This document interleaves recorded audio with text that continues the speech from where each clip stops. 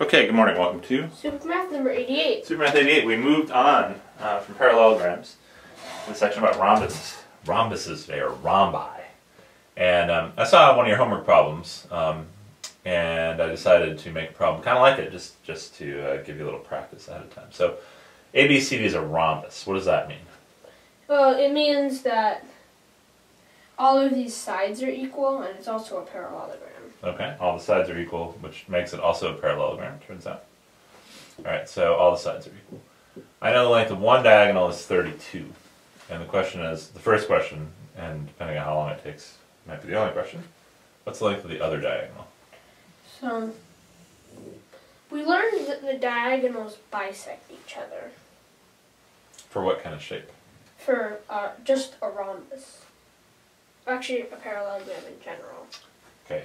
For a parallelogram in general, the diagonals bisect each other. So we know we have a parallelogram. But in a rhombus, just a rhombus, the diagonals are perpendicular to each other. That's right. In a rhombus, the diagonals are perpendicular to each other. So this here is going to be 16, and then this is what we need to find. Yeah.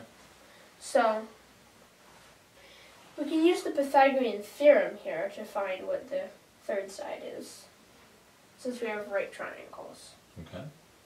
So we're going to have 16 squared plus, I'll just call this x. So we need to find 2x.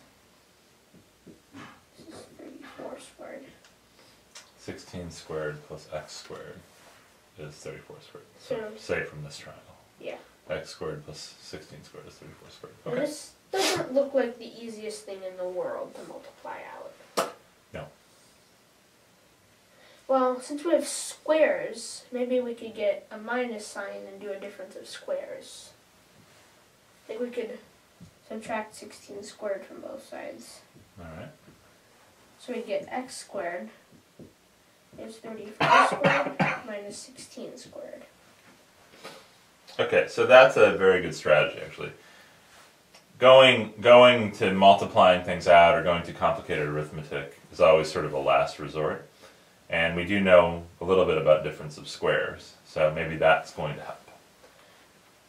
So x squared, so it's 34 plus 16 times 34 minus 16.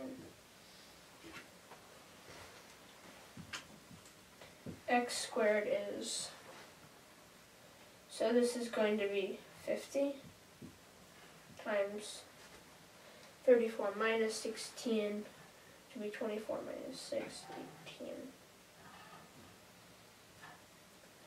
18. Now, this isn't quite as hard as what we had. Yeah, that's true. So, well, you have 5 squared times 2 times 3 times 3. So it looks like, miraculously, it matches up. Miraculously. Miraculously. There's 2 squared times 3 squared times 5 squared. So x is 2 times 3 times 5, which is 30. Hey, how about that? X is 30 here. Certainly not obvious from here. 16 squared plus x squared is 34 squared.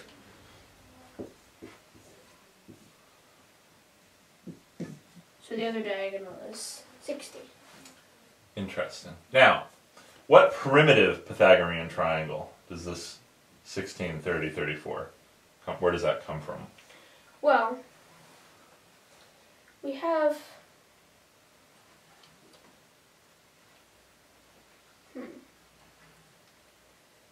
So 16 is 2 to the 4th. 30 is 2 times 3 times 5. And 34 is, it's 2 times 17. Okay. So it's the 8, 15, 17 times 2. Yeah. 8, 15, 17 times 2. Okay, so that's enough. The other question in your book, do you have an eraser handy? Sorry, I always forget to bring the eraser over. Here's one. The other question in your book involves finding the height. here. So if I drop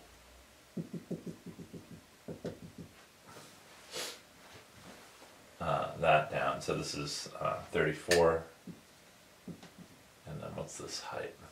So how do you think you're going to do that? So, well, I'm going to look at triangle B. I think this is supposed to be C. Oh, yeah, sorry. So I'm going to look at triangle BCD. Yeah?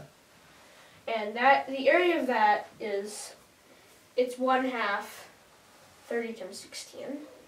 But it could also equal 1/2 34 times height. Very good observation. We'll leave that math for you on your homework, but that's an excellent observation about that. Use the fact that you know the areas of the triangles, because you have right angles in the middle here, to find the area of this triangle one way, and then do 1/2 base times height the other way, and that should tell you what that height is. Alright, good job. Good job.